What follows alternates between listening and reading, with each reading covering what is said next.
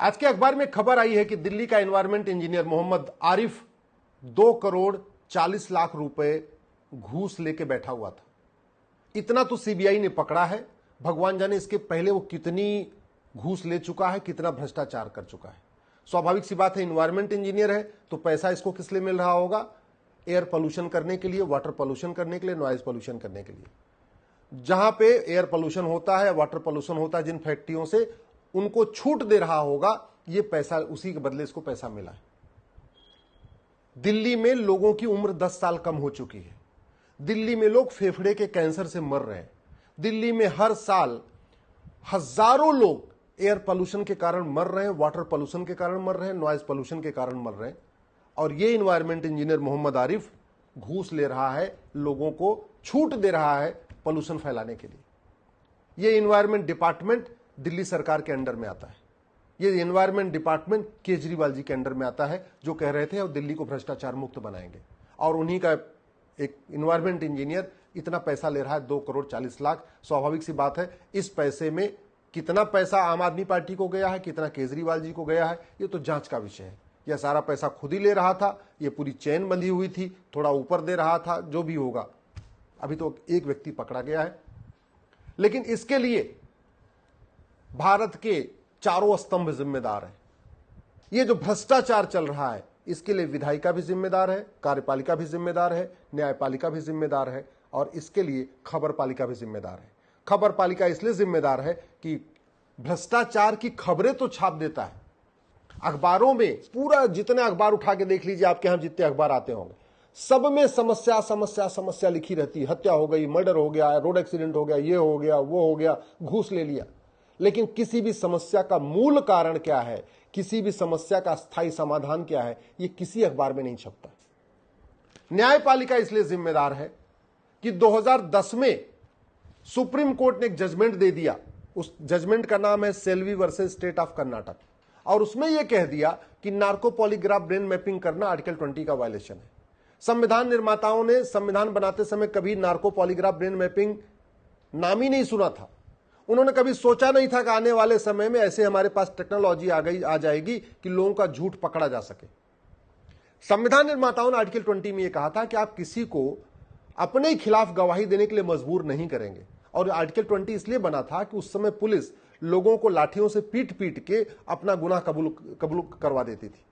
तो उससे प्रोटेक्ट करने के लिए आर्टिकल 20 बना कि भैया आप किसी को मार मार के, किसी को टॉर्चर करके, किसी को 3rd डिग्री देके अपना गुनाह कबूल करवा सकते। इसलिए आर्टिकल 20 बना। इसलिए थोड़ी बना था कि आप टेक्नोलॉजी का उपयोग नहीं कर सकते, इसलिए थोड़ी बना था कि आप narco polygraph brain mapping test नहीं कर सकते। संविधान, सुप्रीम कोर्ट के अनेक जजमेंट हैं जहां बार बार कहा गया है कि सुप्रीम कोर्ट का जो संविधान का इंटरप्रिटेशन हमेशा वर्तमान परिस्थितियों के हिसाब से होगा। इसका मतलब संविधान का इंटरप्रिटेशन 2024 में जो हो रहा है वो 2034 में अलग तरीके से होगा, 2044 में अलग तरीके से होगा। हमेशा जो वर्तमान जरूरत होगी, आवश्यकता होगी, उसके हिसाब से संविधान का इंटरप्रिटेशन होगा। और बाकी सारे आर्टिकल के इंटरप्रिटेशन में सुप्रीम कोर्ट ने ये फ्लेक्सिबिलिटी दिखाई है। वो लगातार उस आर्टिकल 21 है, आर्टिकल 19 है, आर्टिकल 14 है, उसका इंटरप्रिटेशन वर्तमान परिस्थितियों के हिसाब से करते हैं, वर्तमान आवश्यकताओं के हिसाब से करते हैं। पता नहीं आर्टिकल 20 में वो बिल्कुल 1950 वाला इंटरप्रिटेशन कर रहे हैं और नार्को पॉलीग्राफ ब्रेन मैपिंग को कह रहे हैं आर्टिकल 20 का वायलेशन है। बिल्कुल नहीं है। सुप्रीम कोर्ट का 2010 का Selvi versus state of Karnataka का फैसला गलत है, बिल्कुल गलत है। संविधान निर्माता ने उस समय बिल्कुल नहीं कल्पना किया था कि लोग इतना झूठ बोलेंगे और दूसरा झूठ पकड़ने के लिए हमारे पास टेक्नोलॉजी आ जाएगी। उन्होंने कल्पना भी नहीं किया था, उस समय सोचा भी नहीं था। संविधान निर्माताओं ने सोचा भी नहीं था कि आने वाले टाइम में व्हाट्सएप आएगा, टेलीग्राम आएगा, फेसबुक आएगा, ट्विटर आएगा, आने वाले टाइम में साइबर फ्रॉड होगा, ऑनलाइन फ्रॉड होगा। ये संविधान निर्माताओं ने नहीं सोचा था। तो जो नहीं सोचा था, तो ये तो सुप्रीम कोर्ट को इन जो अपराध हो रहे हैं, ऑनलाइन फ्रॉड हो रहे हैं या लोग बहुत ज्यादा झूठ बोलते चले जा रहे हैं, उसका समाधान करने के लिए आज के समय में आर्टिकल 20 का वायलेशन इंटरप्रिटेशन करना पड़ेगा। लेकिन वही बैठे हुए पुराना 1950 वाला इंटरप्रिटेशन कर। भारत में भ्रष्टाचार है, इसके लिए विधायिका भी जिम्मेदार है। भ्रष्टाचार के खिलाफ कठोर कानून हम बना ही नहीं रहे, वही सड़ा हुआ कानून 3 से 7 साल। दुनिया के कई देशों में भ्रष्टाचार को देशद्रोह घोषित कर दिया गया है। दुनिया के कई देशों में भ्रष्टाचारियों को फांसी होती है। हमारे देश में वही 3 से 7 साल जो चला आ रहा है। भगवान जाने किसने कह दिया 3 से 7 साल, इसको आगे बढ़ा ही नहीं सकते। अरे हम कहते 10 से 20 साल क्यों नहीं होना चाहिए। भारत की 50% समस्याओं का मूल कारण भ्रष्टाचार है। भारत में घुसपैठ हो रही, उसका मूल कारण भ्रष्टाचार है। घुसपैठिए बॉर्डर पे 2000 देते हैं, अंदर आते हैं 2-2 हजार रुपए में आधार, ration card, driving licence, voter ID, birth certificate सब बनवा लेते हैं। भारत में धर्मांतरण हो रहा है, उसका मूल कारण भ्रष्टाचार है। धर्मांतरण कराने वाले मिशनरी और जिहादियों को हवाला के जरिए फंडिंग हो रही है, अंदर जो ब्लैक मनी जनरेट हो रहा है उसकी फंडिंग हो रही है, और जो ड्रग स्मगलिंग का पैसा आ रहा है उससे उनको फंडिंग हो रही है। भारत में ड्रग स्मगलिंग के कारण करोड़ों परिवार बर्बाद हो चुके हैं, उसका मूल कारण भ्रष्टाचार है। भारत में घूसखोरी, कमीशनखोरी, जमाखोरी, मिलावटखोरी जो चल रही है, कालाबाजारी चल रही है, नशा तस्करी चल रही है, मानव तस्करी चल रही है, इसका मूल कारण है खौफ नहीं है कानून का। एक तो कानून घटिया है, और जो है भी घटिया उससे भी जल्दी से सजा नहीं हो रही है। 3 महीने 6 महीने में सजा ही नहीं हो रही। और सजा न होने का एक बड़ा कारण यह है कि गवाहों के बयान होते हैं, और गवाह भारत में झूठे खरीदे जाते हैं। झूठी गवाही करना कोई गंभीर अपराध नहीं है, तो जो अपराधी होता है वो 10-10, 20-20, 50-50 गवाह खरीद लेता है 10-10 हजार रुपए पे, और उनसे झूठी गवाही करवाता रहता है। भारत में झूठ बोलना गंभीर अपराध नहीं, झूठी शिकायत करना गंभीर अपराध नहीं, झूठा एफआईआर करना कोई गंभीर अपराध नहीं, झूठी जांच करना गंभीर अपराध नहीं, झूठी चार्जशीट फाइल करना गंभीर अपराध नहीं, झूठा एफिडेविट फाइल करना गंभीर अपराध नहीं, झूठी गवाही देना गंभीर अपराध नहीं, और झूठा फैसला देना भी गंभीर अपराध नहीं।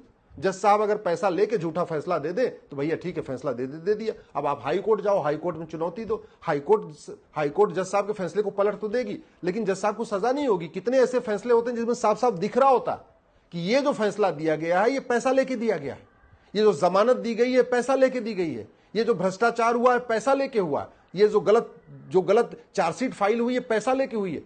लेकिन न तो जो गलत चार्जशीट फाइल करते हैं उनके ऊपर कोई दंड होता है, ना उनको सजा होती है, और न जो झूठी गवाही देते हैं उनको कोई सजा होती है, न जो झूठा फैसला देते हैं उनको कोई सजा होती है। तो समस्या ये बढ़ती जा रही है, और इसके लिए केवल और केवल केवल एक स्तंभ नहीं, केवल विधायिका नहीं, केवल कार्यपालिका नहीं, केवल खबर पालिका नहीं, बल्कि न्यायपालिका भी जिम्मेदार है। मैं माननीय सुप्रीम कोर्ट से निवेदन कर रहा हूं, आर्टिकल 20 का इंटरप्रिटेशन आज की परिस्थितियों में करिए। आपका जो 2010 का फैसला है जिसमें आपने कह दिया था narco polygraph brain mapping test नहीं कर सकते, उसकी वजह से सरकारें कोई कानून नहीं बना रही हैं, मुकदमों का अंबार बढ़ता चला जा रहा है। आप अपनी आर्टिकल 142 की जो पावर है उसका उपयोग करिए। आप पुराना जो 2010 का फैसला है Selvi versus state of Karnataka, उसको सेट असाइड करिए, और एक बाकायदा गाइडलाइन बनाइए। जस्टिस विद इन ईयर कैसे होगा इसकी गाइडलाइन बनाइए। और चलो आप कानून नहीं बना सकते, कम से कम ये तो कर सकते हैं कि जितने भी धाराओं में सजा होगी सभी धाराओं की सजा अलग अलग चलेगी। जैसे अमेरिका में होता है, अमेरिका में अगर 5 धारा में किसी भी व्यक्ति ने कोई अपराध किया, उसमें 5 धारा लगी, और एक धारा में अगर 5-5 साल की सजा है तो उसको टोटल 25 साल की सजा होती है। भारत में वही अपराध करने पे, वही 5 धारा लगाने पे अगर 5-5 साल की सजा है तो टोटल 5 साल की सजा होती है, क्योंकि यहां पे सारी धाराओं की सजा एक साथ चलती है। अमेरिका में पहले एक धारा की सजा चलेगी, वो कंप्लीट, दूसरे धारा की सजा, फिर तीसरे धारा की सजा, फिर चौथे धारा की सजा। इसलिए वहां कानून का खौफ है। वहां चोरी करने पे 25-25 साल सजा होती है, यहां पे 70,000 करोड़ का कॉमनवेल्थ घोटाला हो गया, किसी को 7 साल की सजा नहीं हुई। 1,76,000 करोड़ का 2G घोटाला हुआ, किसी को 10 साल की सजा नहीं हुई।